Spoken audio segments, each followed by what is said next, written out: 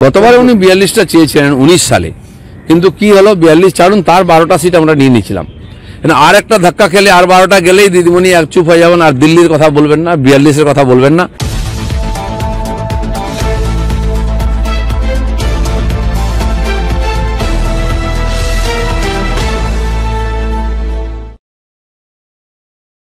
দাদা, অযোধ্যায় বিপুল সারা, ট্রেনে একদম তিল ধারণের জায়গা নেই, তো এখান থেকে কি ব্যবস্থা? দেখুন, আপনারা জানেন সারা দেশের লোক অযোধ্যায় ভগবানকে দর্শন করতে যেতে চান। সারা দেশ থেকে কোটি কোটি মানুষ অযোধ্যায় ভগবানের দর্শনের জন্য যেতে চান, মন্দির দর্শনের জন্য যেতে চান।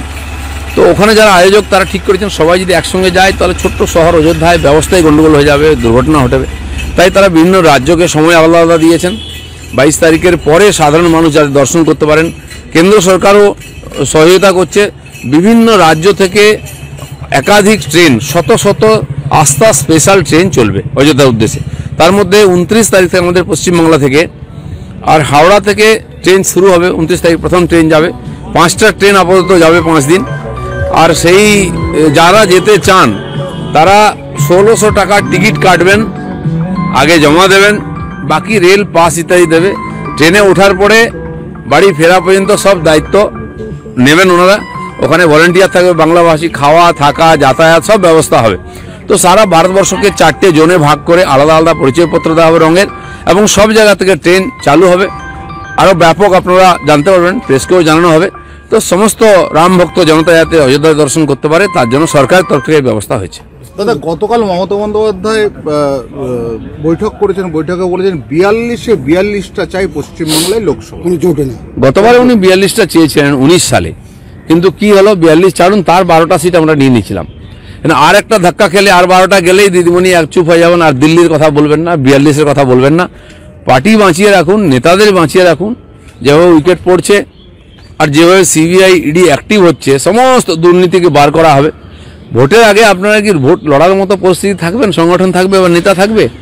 মানুষ তো চাইছে যে তাড়াতাড়ি এটা পরিষ্কার হোক, তাহলে বাংলার নূতন সূর্য উঠবে। শেষ পর্যন্ত ডিভিশন বেঞ্চে খারিজ হয়ে গেল নওশাদ সিদ্দিকীর আর্জি, এবং বলা হলো যে তিনি তো গত বছর পুলিশের হামলার অন্যতম অভিযুক্ত, মানে তিনি অন্য কেউ তিনি সভা করা এটা আলাদা, ফলে ওনাকে করতে দেওয়া হবে না।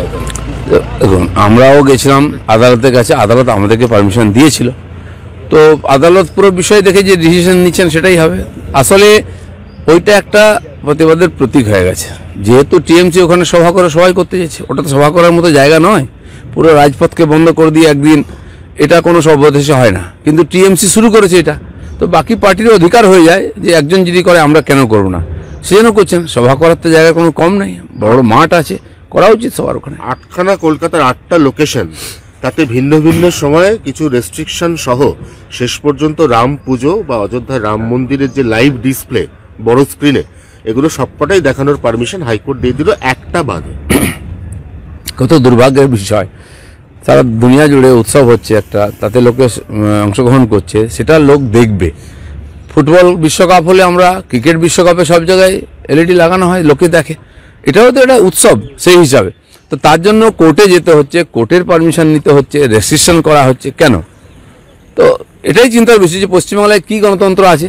উনি আবার সংহতি মিছিল করবেন, সেখানে সমস্যা হবে না?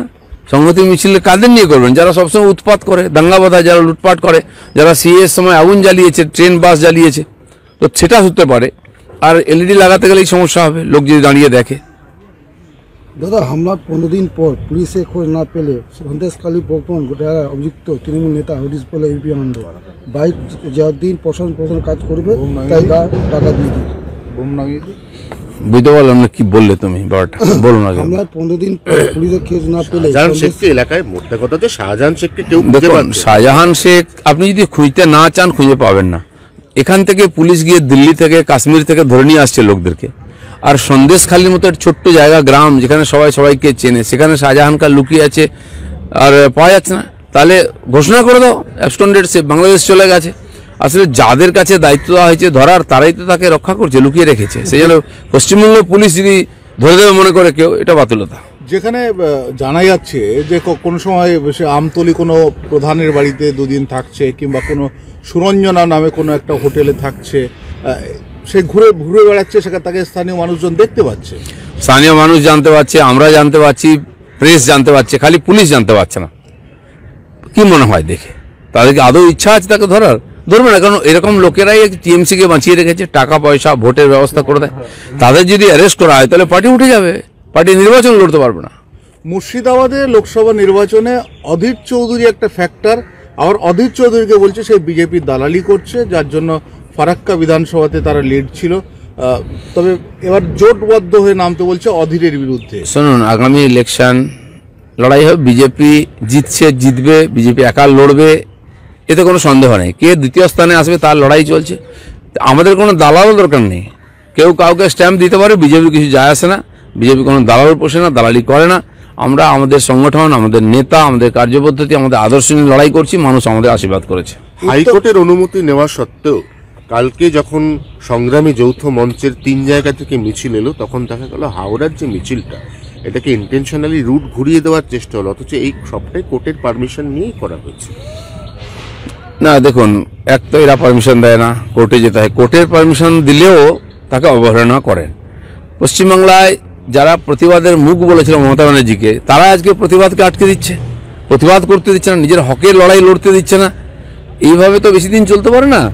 সিপিএমও চেষ্টা করেছিল, তাদের পরিণতি দেখুন। আমরা বিজেপি রাজ্যের উত্তর অংশটা, উত্তরবঙ্গটা অনেকটা সক্রিয়, কিন্তু দক্ষিণবঙ্গে দেখা যাচ্ছে বিজেপির সেরকম কোনো একটা প্রভাব পড়ছে না। উত্তরবাংলায় হিংসা কম, ঝামেলা কম, লোক শান্তিপ্রিয়। ওরা প্রথম থেকেই বিজেপির সঙ্গে আছেন, হামেশা ওখানে ভোটের পার্সেন্টেজ বেশি, কারণ তারা জানেন এইসব সরকার তারা হবে না, বিজেপি উন্নয়ন করবে, তারা বঞ্চিত। দক্ষিণ বাংলায় বিশেষ করে কলকাতা এবং আশপাশে যে অত্যাচার, যে পুলিশের অত্যাচার, যে গুন্ডামি, যে লুট, এর দ্বারা মানুষ ভয় আছে। তবু আমি বলবো, আজকে আরামবাগে সভা আছে, আমাদের রাজ্য সভাপতি যাচ্ছেন, আমি যাচ্ছি, আসুন ওখানে দেখে নেবেন কিরকম ভিড় হয়, বিজেপি আছে কিনা, লোক বিজেপির সঙ্গে আছে কিনা। ধন্যবাদ।